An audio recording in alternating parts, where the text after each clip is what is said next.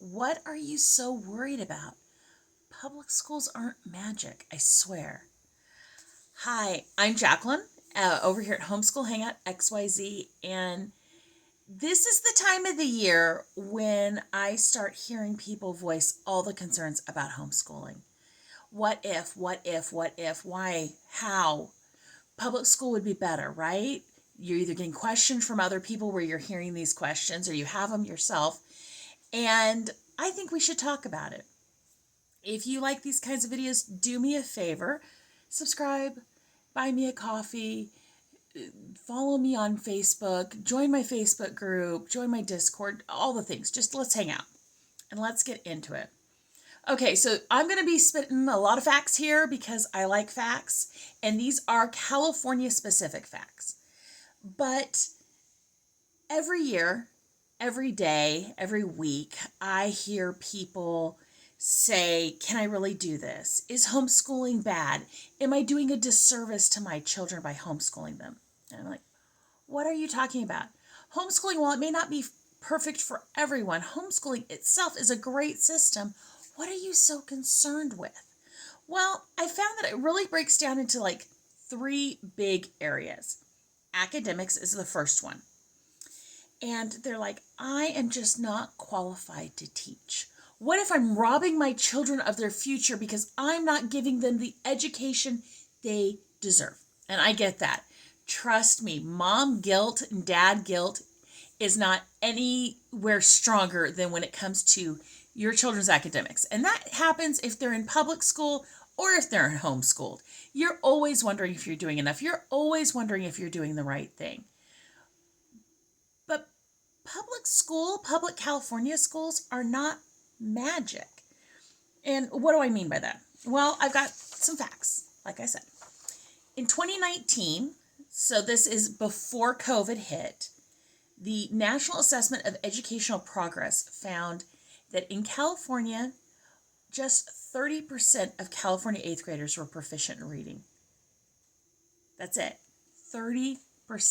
Now, what do you mean by proficient? Because everyone has some different standards of proficiency. I understand that.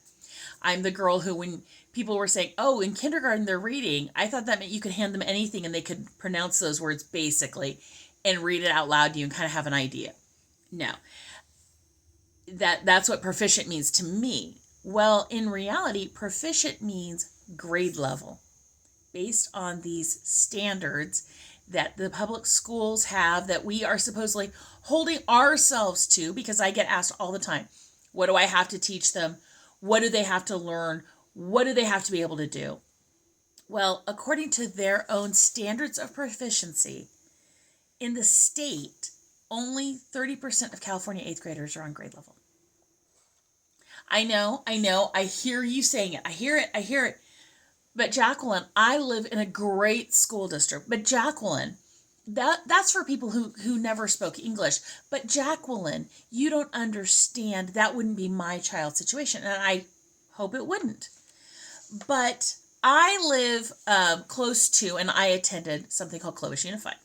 Clovis Unified is one of those districts that people buy houses in that district specifically for the education. As in they pay an extra a property tax on it, the whole bit. And when I was at Clovis West, we were considered one of the best schools in the state of California back in the early 90s. Yeah, I'm old, whatever. And I found U.S. News and World Report study on Clovis Unified.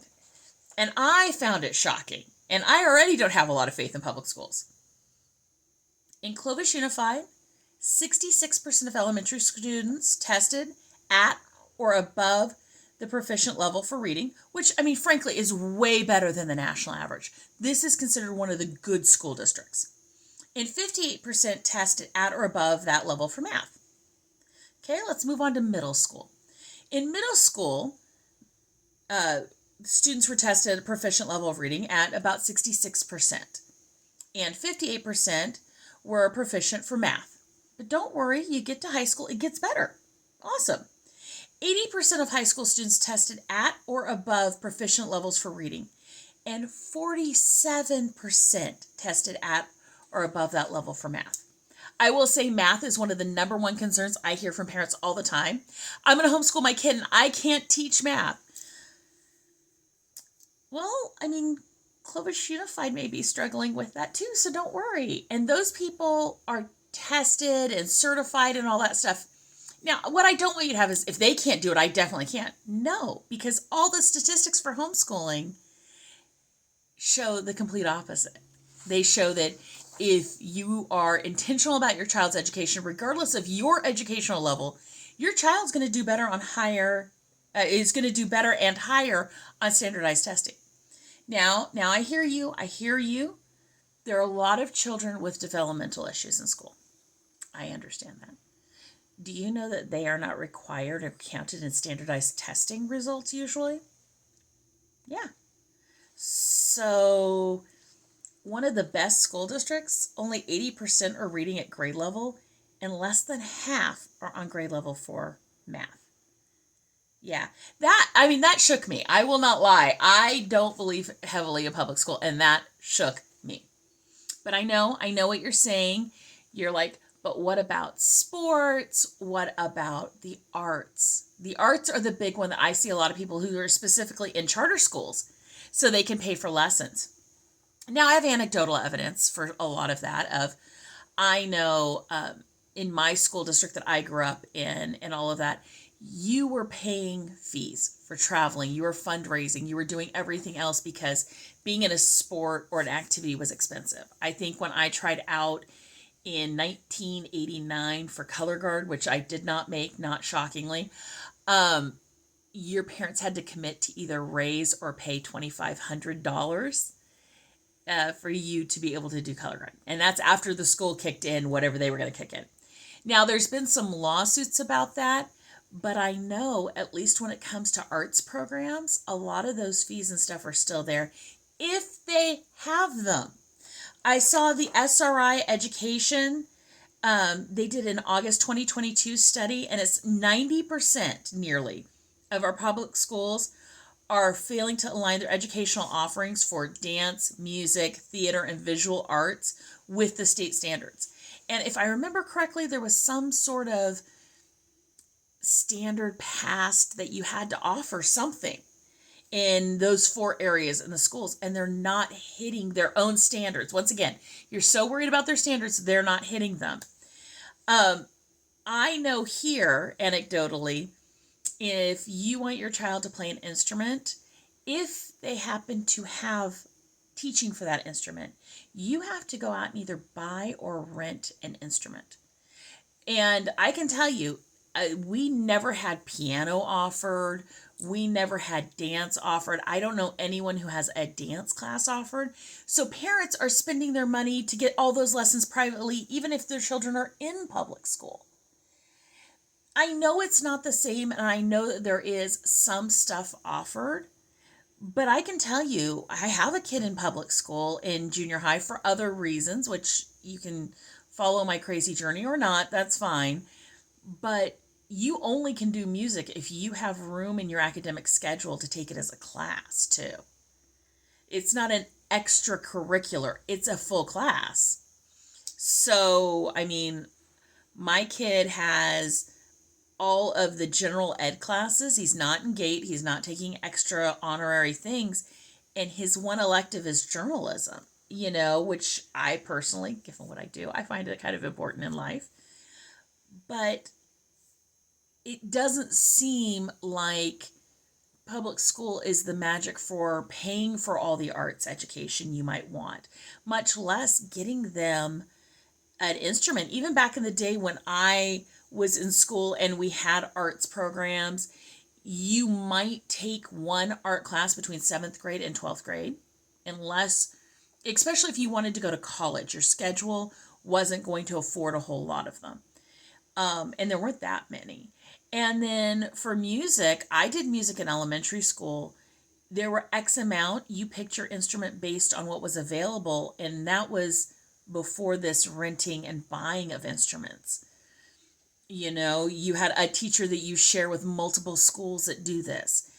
Art education, all that other stuff. I don't see a whole lot of it in any of our local schools. Now, I know there are some schools who do. Sometimes that's because the parents can afford to help subsidize that, in which case you can afford to subsidize it in homeschooling too. But it is a struggle. And I understand. I'm not saying that these concerns aren't valid at all, but I'm just saying that public school isn't magic. Just because your child is put into a public school, they're going to be able to do all of this, figure all of this out.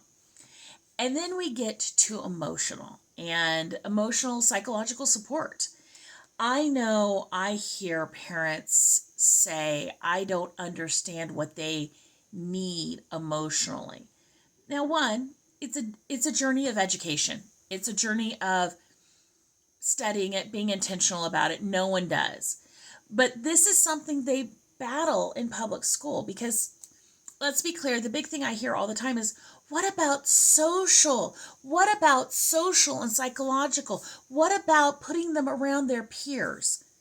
Well, that seems to be taking a toll. Yes, there's the shootings that happen in school. There's those things that are super extreme, and I don't understand why they're happening now. I don't understand why now versus other times. I understand that is something I have no expertise in, and frankly, most people I hear speak about it have no expertise in. But I know I was a kid in public school who felt bullied sometimes, who felt lonely, who felt unloved. And clearly, I do not socially fit in phenomenally well. I was not the cool kid. I've never been the cool kid. But it's not just me. I was reading over on EdSource, which I really like EdSource for a lot of educational stuff in the schools. A survey of California high school students found that nearly 1 in 5 have seriously considered suicide in the past year. Now, I'm not saying that keeping them home will fix that. I'm not. But I do know we had kids who killed themselves in my high school. And the parents were like, I never saw anything, which you might not ever see anything. But also the parents didn't get a lot of time to spend with them because by the time they're in high school, they're so busy, they're so gone, and it's easy for a kid to hide it. Nearly half of students feel disconnected from their school.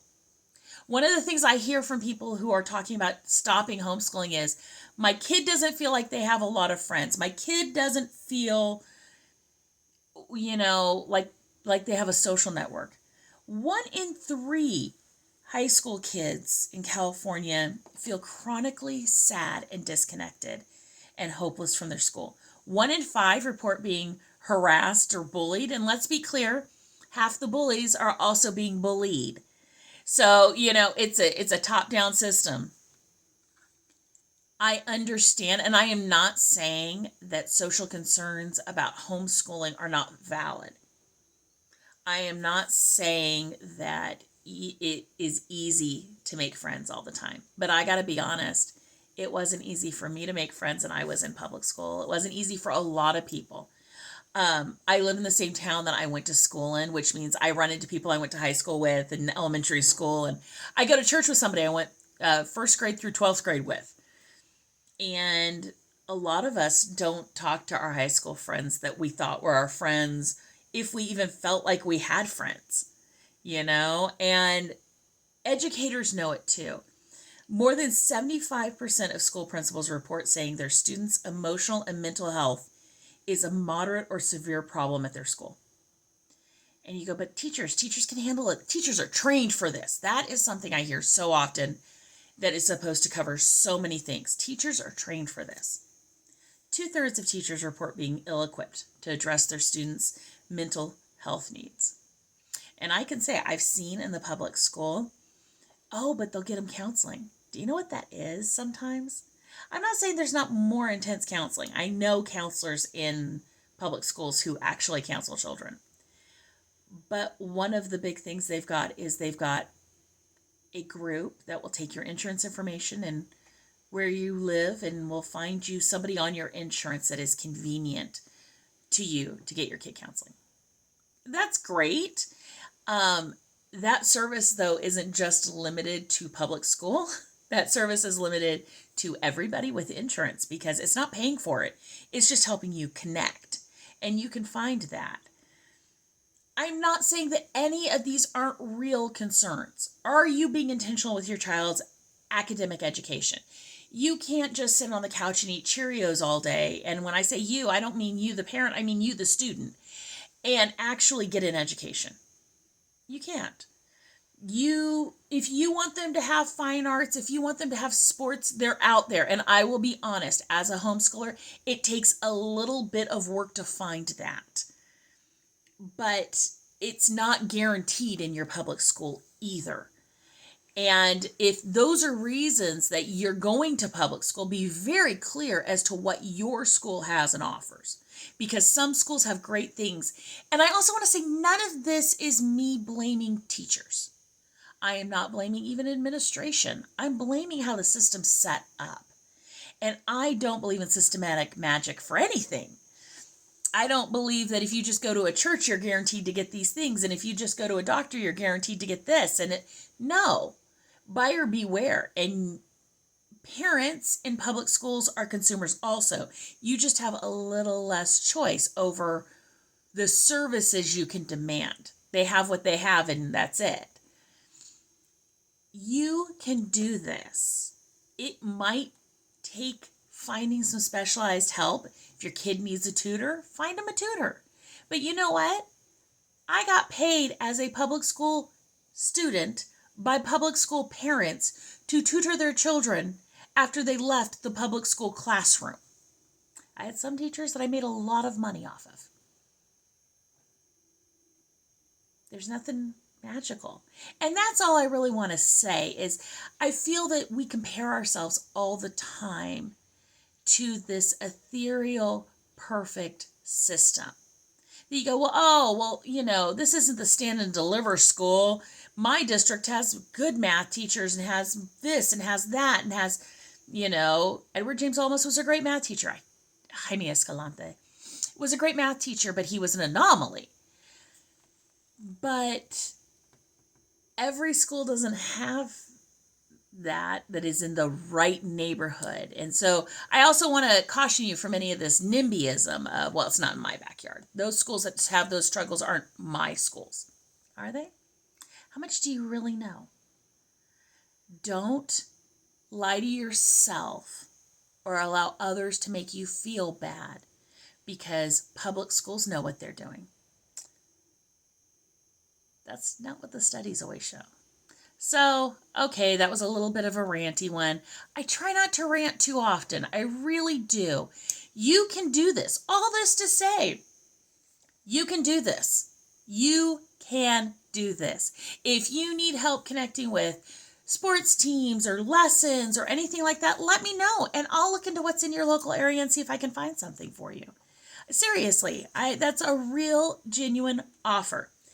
And know that you can do this. If you found this encouraging, if you found this depressing, if you like me, subscribe, comment, thumbs up. Don't thumbs down. Be nice. Keep it clean.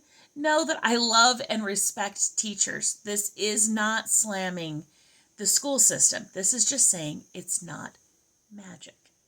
And I will talk to you all later. Bye.